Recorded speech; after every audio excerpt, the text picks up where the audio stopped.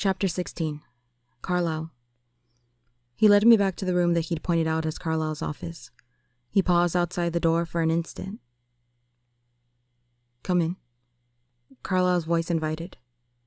Edward opened the door to a high-ceilinged room with tall, west-facing windows. The walls were paneled again, in a darker wood, where they were visible. Most of the wall space was taken up by towering bookshelves that reached high above my head and held more books than I'd ever seen outside a library. Carlisle sat behind a huge mahogany desk and a leather chair. He was just placing a bookmark in the pages of the thick volume he held. The room was how I'd always imagined a college dean's would look, only Carlisle looked too young to fit the part. "What can I do for you?" he asked us pleasantly, rising from his seat. "I want to show Bella some of her history," Edward said. "Well, your history, actually." "We didn't mean to disturb you," I apologized. "Not at all. Where are you going to start?" "The Wagner," Edward replied, placing one hand lightly on my shoulder and spinning me around to look back toward the door we'd just come through. Every time he touched me, in even the most casual way, my heart had an audible reaction. It was more embarrassing with Carlisle there. The wall we faced now was different from the others. Instead of bookshelves, this was crowded with framed pictures of all sizes, some in vibrant colors, others dull monochromes. I searched for some logic, some binding motive the collection had in common, but I found nothing in my hasty examination. Edward pulled me toward the far left side, standing me in front of a small square oil painting in a plain wooden frame. This one did not stand out among the bigger and brighter pieces. Painted in varying tones of sepia, it depicted a miniature city full of steeply slanted roofs, with thin spires atop a few scattered towers. A wide river filled the foreground, crossed by a bridge covered with structures that looked like tiny cathedrals. "London in the 1650s, Edward said. "The London of my youth," Carlisle added, from a few feet behind us. I flinched. I hadn't heard him approach. Edward squeezed my hand. "Will you tell the story?" Edward asked. I twisted a little to see Carlisle's reaction. He met my glance and smiled. "I would," he replied. "But I'm actually running a bit late. The hospital called this morning. Dr. Snow is taking a sick day. Besides, you know the stories as well as I do," he added, grinning at Edward now. It was a strange combination to absorb. The everyday concerns of the town doctor stuck in the middle of a discussion of his early days in 17th century London. It was also unsettling to know that he spoke aloud only for my benefit. After another warm smile for me, Carlisle left the room. I stared at the little picture of Carlisle's hometown for a long moment. "What happened then?" I finally asked, staring up at Edward, who was watching me. "When he realized what had happened to him." He glanced back to the paintings, and I looked to see which image caught his interest now. It was a larger landscape in dull fall colors. An empty, shadowed meadow in a forest, with a craggy peak in the distance. "When he knew what he had become," Edward said quietly, "he rebelled against it. He tried to destroy himself. But that's not easily done." "How?" I didn't mean to say it aloud, but the word broke through my shock. "He jumped from great heights," Edward told me, his voice impassive. "He tried to drown himself in the ocean, but he was young to the new life, and very strong. It is amazing that he was able to resist, feeding, while he was still so new. The instinct is more powerful then. It takes over everything. But he was so repelled by himself that he had the strength to try to kill himself with starvation." "Is that possible?" My voice was faint. "No, there are very few ways we can be killed." I opened my mouth to ask, but he spoke before I could. "So he grew very hungry, and eventually weak. He strayed as far as he could from the human populace, recognizing that his willpower was weakening too. For months he wandered by night, seeking the loneliest places, loathing himself. One night, a herd of deer passed his hiding place. He was so wild with thirst that he attacked without a thought. His strength returned, and he realized there was an alternative to being the vile monster he feared. Had he not eaten venison in his former life? Over the next months, his new philosophy was born. He could exist without being a demon. He found himself again. He began to make better use of his time. He'd always been intelligent, eager to learn. Now he had unlimited time before him. He studied by night, planned by day. He swam to France and... He swam to France? People swim the channel all the time, Bella. He reminded me patiently. That's true, I guess. It just sounded funny in that context. Go on. Swimming is easy for us. Everything is easy for you, I griped. He waited, his expression amused. I won't interrupt again, I promise. He chuckled darkly and finished his sentence. Because, technically, we don't need to breathe. No, you promised. He laughed, putting his cold finger lightly to my lips. Do you want to hear the story or not? You can't spring something like that on me and then expect me not to say anything. I mumbled against his finger. He lifted his hand, moving it to rest against my neck. The speed of my heart reacted to that, but I persisted. You don't have to breathe? I demanded. No, it's not necessary. Just a habit. He shrugged. How long can you go without breathing? Indefinitely, I suppose. I don't know. It gets a bit uncomfortable, being without a sense of smell. A bit uncomfortable, I echoed. I wasn't paying attention to my own expression, but something in it made him grow somber. His hand dropped to his side and he stood very still, his eyes intent on my face. The silence lengthened. His features were immobile as stone. What is it? I whispered, touching his frozen face. His face softened under my hand, and he sighed. I keep waiting for it to happen. For what to happen? I know that at some point, something I tell you, or something you see, is going to be too much, and then you'll run away from me, screaming as you go. He smiled half a smile, but his eyes were serious. I won't stop you. I want this to happen, because I want you to be safe. And yet, I want to be with you. The two desires are impossible to reconcile. He trailed off, staring at my face, waiting. I'm not running anywhere, I promised. We'll see, he said, smiling again. I frowned at him. So go on. Carlisle was swimming to France? He paused, getting back into his story. Reflexively, his eyes flickered to another picture, the most colorful of them all, the most ornately framed, and the largest. It was twice as wide as the door it hung next to. The canvas overflowed with bright figures in swirling robes, writhing around long pillars and off marbled balconies. I couldn't tell if it represented Greek mythology, or if the characters floating in the clouds above were meant to be biblical. Carlisle swam to France, and continued on through Europe, to the universities there. By night he studied music, science, medicine, and found his calling, his penance, in saving human lives. His expression became odd, almost reverent. I can't adequately describe the struggle. It took Carlisle 2 centuries of torturous effort to perfect his self-control.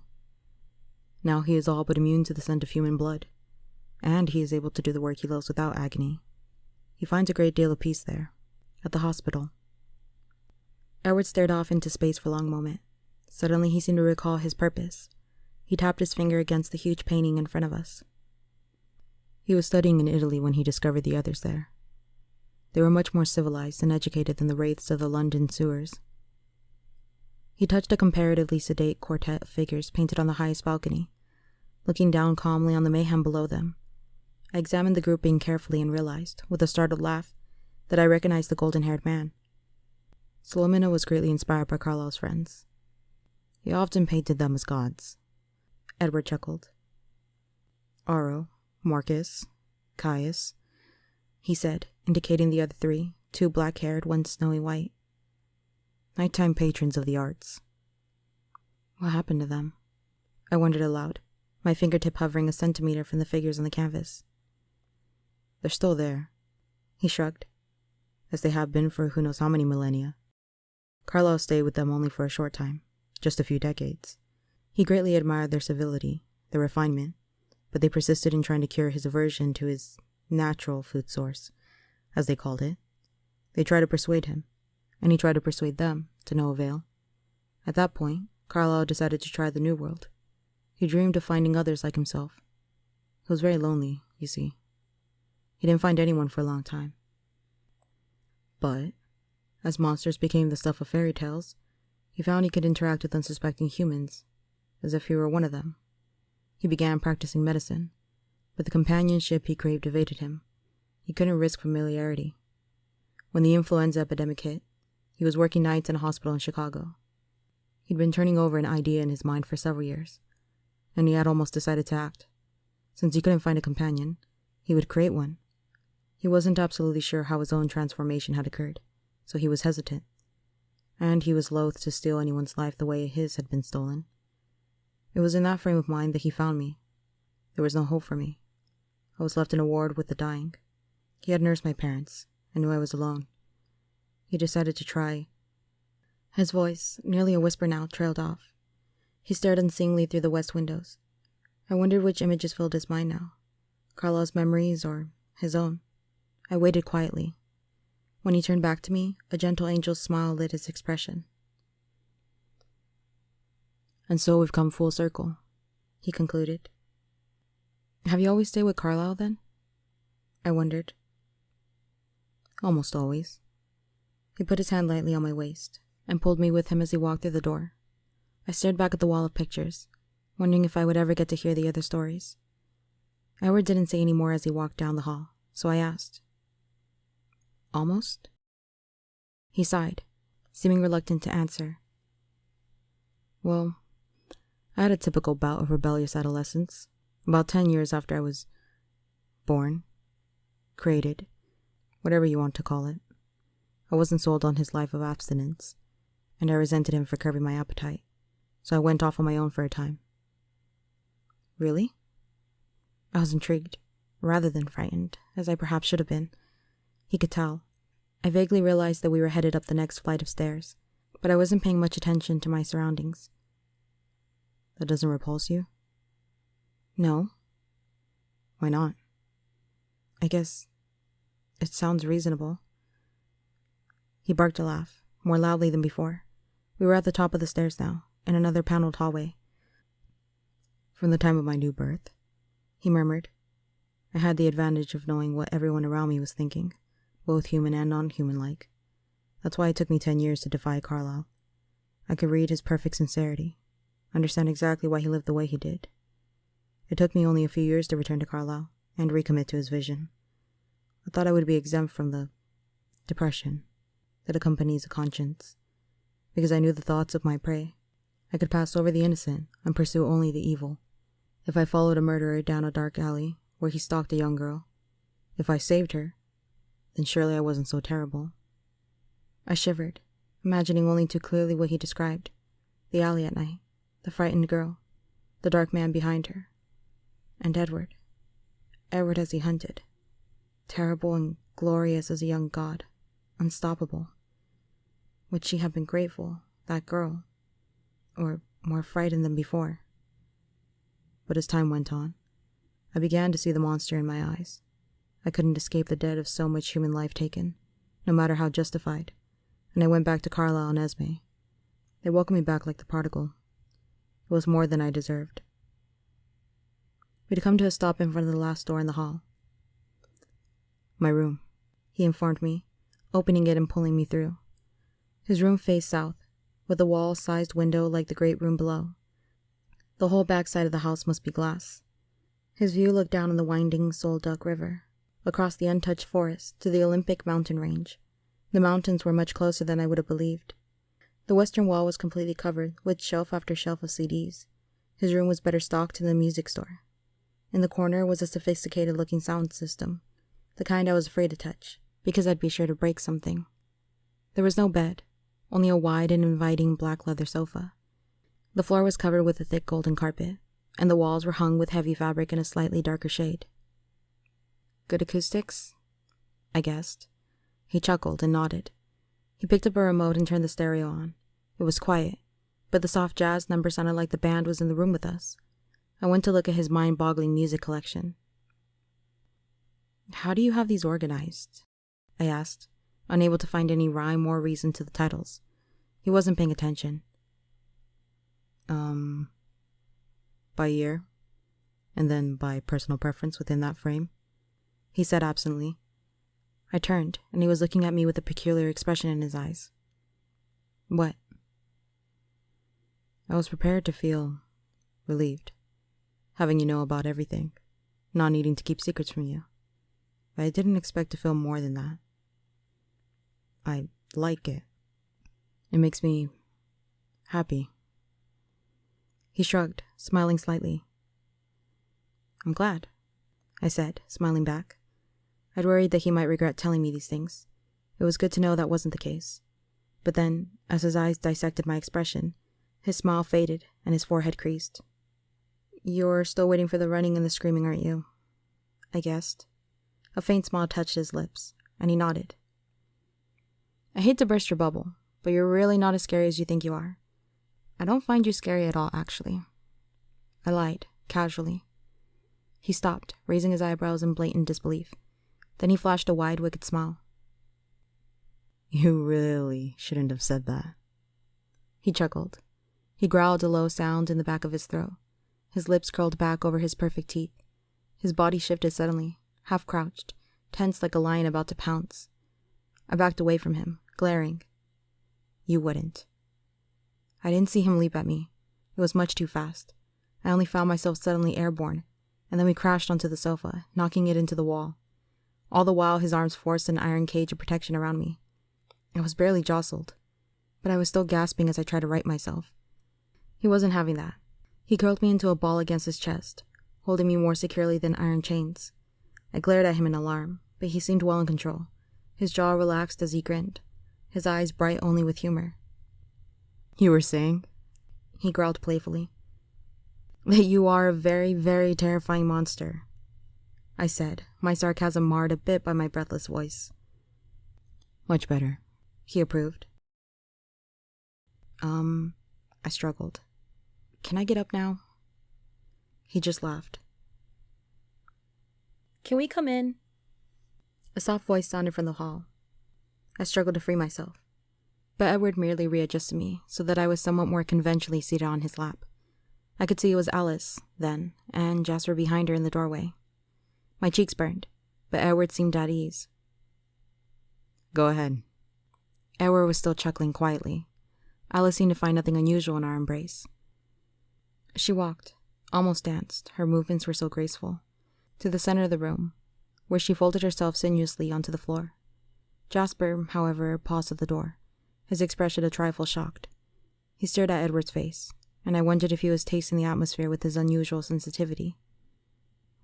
It sounded like you were having Bella for lunch, and we came to see if you would share, Alice announced. I stiffened for an instant, until I realized Edward was grinning. Whether at her comment or my response, I couldn't tell. Sorry. I don't believe I have enough to spare, he replied, his arms holding me recklessly close. Actually, Jasper said, smiling despite himself as he walked into the room. Alice says there's going to be a real storm tonight, and Emmett wants to play ball. Are you game? The words were all common enough, but the context confused me. I gathered that Alice was a bit more reliable than the weatherman, though. Edward's eyes lit up, but he hesitated. Of course you should bring Bella, Alice chirped. I thought I saw Jasper throw a quick glance at her. Do you want to go? Edward asked me, excited, his expression vivid. Sure. I couldn't disappoint such a face. Where are we going? We have to wait for Thunder to play ball. You'll see why. He promised. Will I need an umbrella? They all three laughed aloud. Will she? Jasper asked Alice. No, she was positive. The storm will hit over town. It should be dry enough in the clearing. Good then. The enthusiasm in Jasper's voice was catching. Naturally, I found myself eager, rather than scared stiff. Let's go see if Carlisle will come. Alice bounded up into the door in a fashion that would break any ballerina's heart. Like you don't know, Jasper teased, and they were swiftly on their way. Jasper managed to inconspicuously close the door behind them. What will we be playing? I demanded. You will be watching, Edward clarified. We will be playing baseball. I rolled my eyes. Vampires like baseball?